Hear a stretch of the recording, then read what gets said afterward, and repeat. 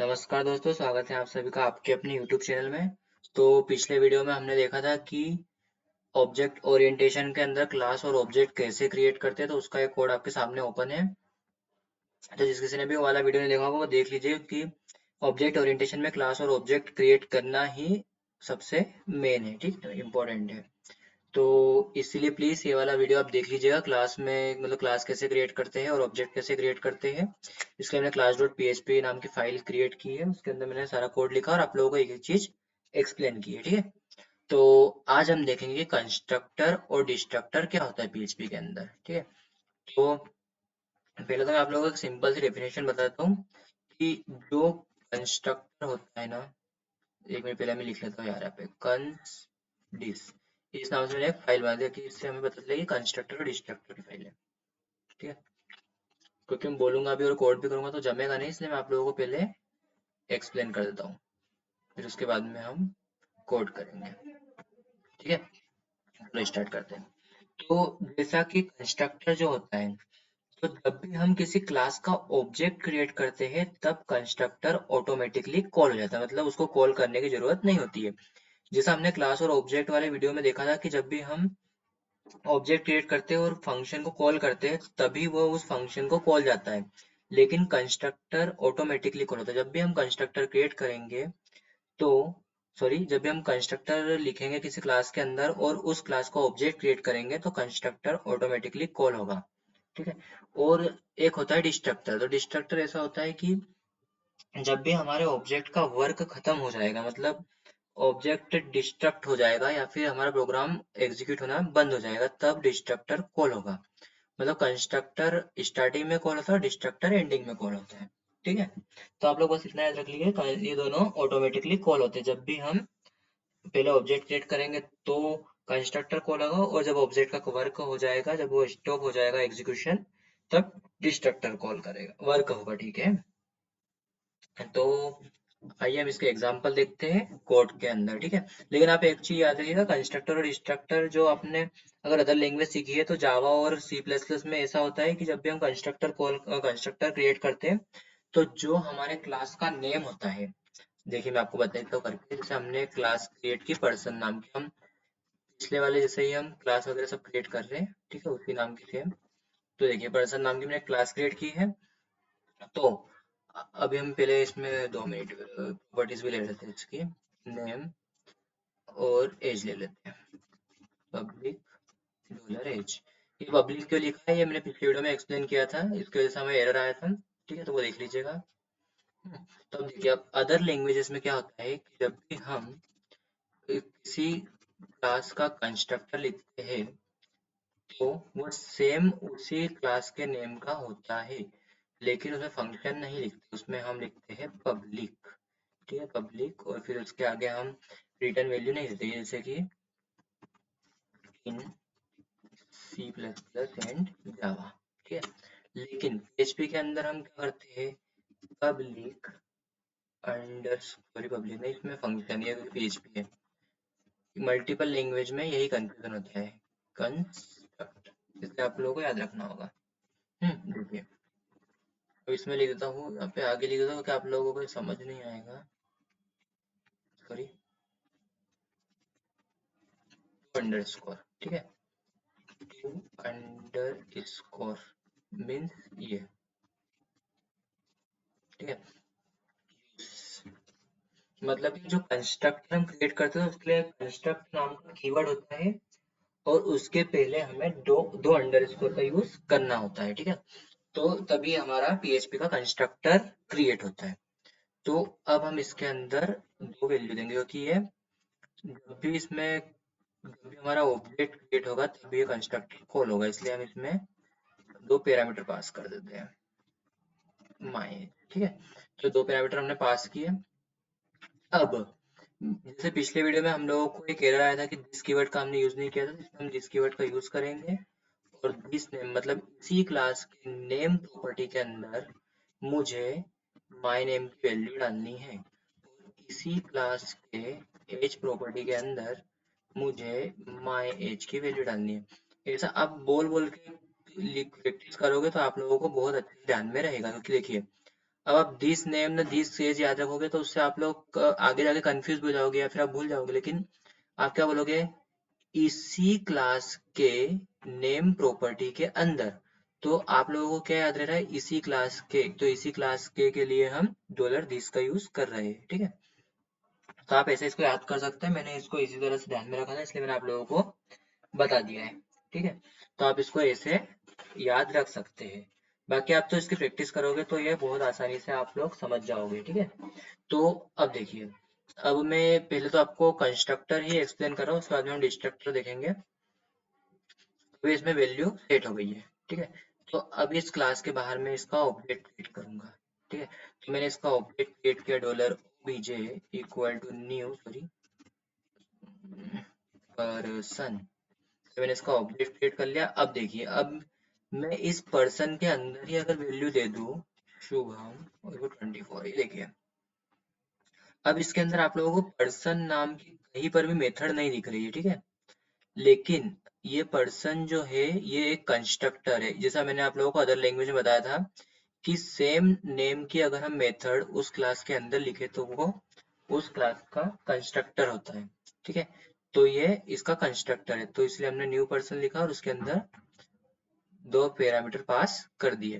तभी वैल्यू इस कंस्ट्रक्ट के अंदर आएगी, इस कंस्ट्रक्टर के अंदर माई नेम के अंदर शुभम आएगा, माई एज के अंदर 24 आएगा। फिर ये इस नेम के नेम वेरिएबल में स्टोर होगा और ये इस एज वेरिएबल में स्टोर होगा। अब हम चाहे इसको इको करवा सकते हैं, यहाँ पर देखिए मैं इको करवा के बताता हूँ आप लोगों को।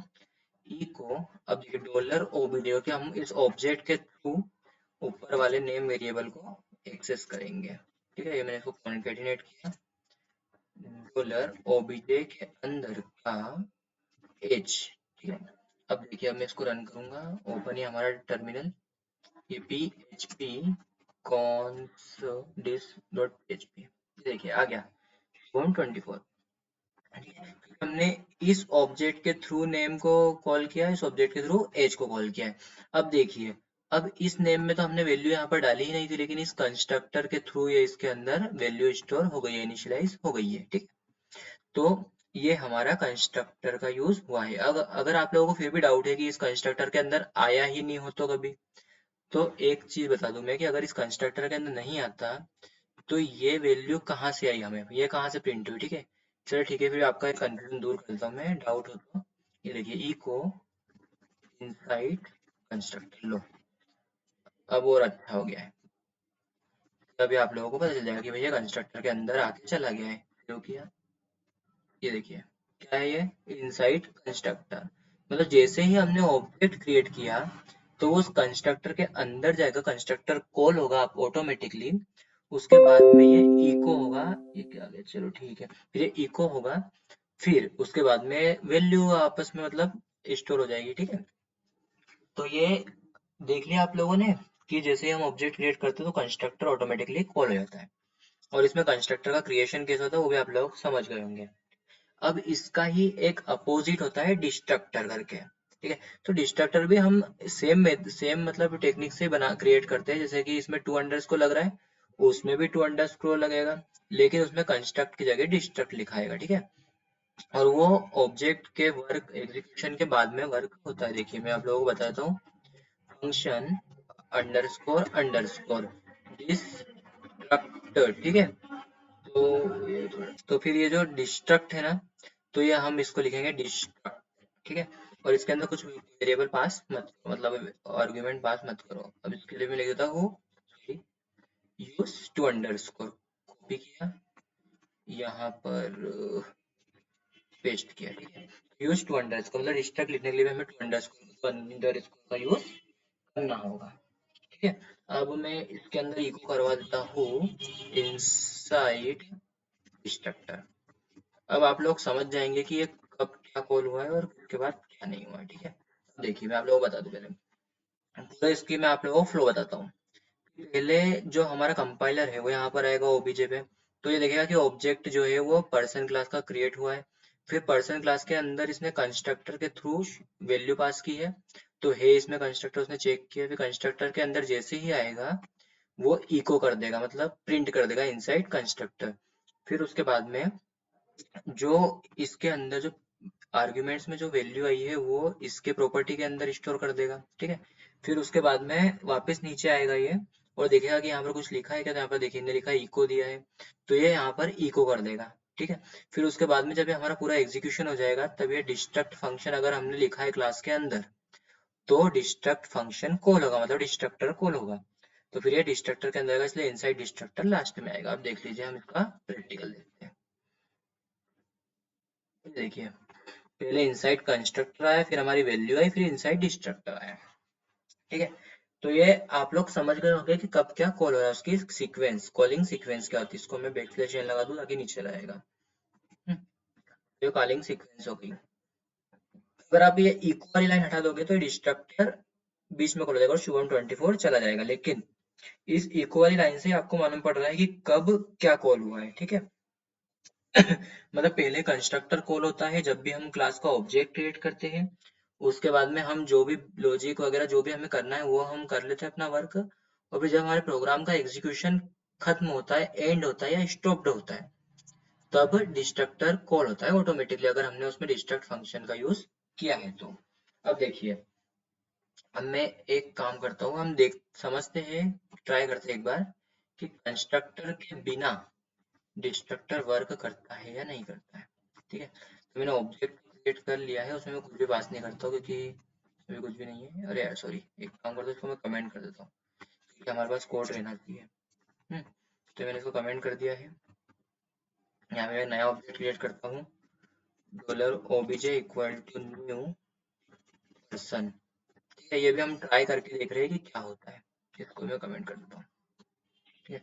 अब हमें देखना है कि डिस्ट्रक्ट वर्क होता है या नहीं होता है। इनसाइड डिस्ट्रक्टर होगा, मतलब आप ओनली डिस्ट्रक्टर भी लिखोगे तो भी वर्क होगा, लेकिन अब आप लोगों को ये कैसे पता चलेगा कि ये मतलब प्रोग्राम के स्टार्टिंग में रन हुआ, एंड में रन हुआ, कब रन हुआ। तो इसीलिए हमें पहले या तो कंस्ट्रक्टर लिखना पड़ेगा, या फिर कंस्ट्रक्टर ना लिखो तो आप अदर फंक्शन का भी यूज कर सकते हो। लेकिन अगर आप लोगों को किसी को मतलब जैसे अब देखिए, यहाँ पर हमने दो प्रॉपर्टीज ली, नेम और एज नाम की। अब इसमें हमें वैल्यू तो असाइन करनी ही है, तभी हमने इसमें प्रॉपर्टी ली है ना। तो इस प्रॉपर्टी को वैल्यू असाइन करने के लिए हम कंस्ट्रक्टर लिखेंगे ही, क्योंकि अगर हमने कंस्ट्रक्टर नहीं लिखा तो भी तो हमें दूसरा फंक्शन लिखना पड़ेगा ना। ये देखिए, हमारे पिछले कोड में हमने एक फंक्शन लिखा था, ये देखिए सेट नाम का। तो अब उस सेट नाम के फंक्शन की जगह हमने यहाँ पर कंस्ट्रक्टर लिख दिया। इसको अनडू कर देते हैं वापस, ठीक है। ये हो गया हमारा पहले जैसा कोड। इसको फिर से रन कर देता हूँ एक बार। ये देखिए आगे इनसाइड इनसाइड कंस्ट्रक्टर शुभम 24 और वो इनसाइड डिस्ट्रक्टर, ठीक है। तो ये देख लीजिएगा कंस्ट्रक्टर डिस्ट्रक्टर क्या होता है। इसकी डेफिनेशन भी आप लोगों को बता दी है कि जब भी क्लास का ऑब्जेक्ट क्रिएट होता है तो ऑटोमेटिकली कंस्ट्रक्टर पहले कॉल होता है, और डिस्ट्रक्टर ऐसा होता है कि जब भी हमारा प्रोग्राम है एग्जीक्यूट हो जाता है तो लास्ट में डिस्ट्रक्टर कॉल होता है, ठीक है। तो आई होप आप लोग ये समझ ही गए होंगे, अब बहुत ही सिंपल था ये, ठीक है। ठीक है फ्रेंड्स, मिलते हैं नेक्स्ट वीडियो में। अगर वीडियो अच्छा लगे तो प्लीज लाइक और शेयर जरूर कीजिएगा, और चैनल को सब्सक्राइब कर दीजिए ताकि मैं जब भी वीडियो डालूं तो आप लोगों के पास नोटिफिकेशन आ जाए, ठीक है। और प्लीज इसको ज्यादा से ज्यादा शेयर कीजिए, और जिसको जावा सीखना हो ना वो जावा के भी वीडियो देख सकता है, मैं डिस्क्रिप्शन बॉक्स में लिंक दे दी है, तो आप वहां पर जाकर जावा के वीडियोस देख लीजिए। मैंने बहुत ही सिंपल तरीके से आप लोगों को एक्सप्लेन किया है और बहुत ही अच्छे से उसे समझाया है इन डिटेल, क्योंकि आप उससे अच्छे से समझ जाओगे कि सिंपल लैंग्वेज में समझो और समझाओ तो ही अपन को समझ आता है। अगर सामने वाला आपको इंटरनेट की भाषा में समझा, जैसे इंटरनेट पे जो डेफिनेशन लिखी वही समझाए, वही एक्सप्लेन करे, वही कोड दिखे, तो आप लोगों को कुछ समझ में नहीं आएगा। इसलिए मैंने बहुत कोड उनको सिंपल कर करके आप लोगों को एक्सप्लेन किया है, जो भी उनकी डेफिनेशन होती है उनको सिंपल की है, फिर आप लोगों को एक्सप्लेन किया है, उसके कोड भी मैंने एक्सप्लेन किए हैं एग्जांपल्स, ठीक है। तो आप प्लीज वो वीडियोस देख लीजिएगा, तो आप लोगों का जावा भी एकदम परफेक्ट हो जाएगा, आप कहीं पर भी इंटरव्यू आराम से क्रैक कर सकते हो, ठीक है। तो ओके फ्रेंड्स, मिलते हैं नेक्स्ट वीडियो में, तब तक के बाय बाय, थैंक यू।